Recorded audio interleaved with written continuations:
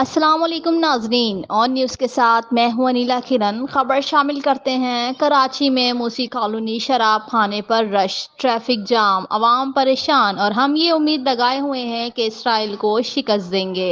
Report करते हैं reporter Shahzad Roy on news Karachi. जनाब ये मूसा कॉलोनी शराब खाने पे इतना रश है और लेडीज़ भी आई है लेने के लिए। ये लेडीज़ खड़ी हुई है और ये सामने शराब खाना है और लोग जो है ना इतने खड़े हुए हैं यहाँ पे कि जैसे कि कुछ चीज़ फ्री में बढ़ रही है। और वो कह रहे हैं कि लॉकडाउन है, लॉकडाउन है। लॉकडाउन में जो है ना कोई चीज़ नहीं खुलेगी। इनके लिए लॉकडाउन नहीं है। ये मूसा कॉलोनी मेन रोड ज़ियाउद्दीन अस्पताल से पहले मूसा कॉलोनी गुजर नाले के ऊपर है। ये स्टोर है, ये सामने ये नज़र आ रहा है, ये स्टोर है ये।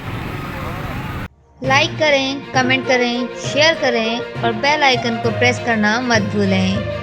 देखते रहिए ऑन न्यूज़।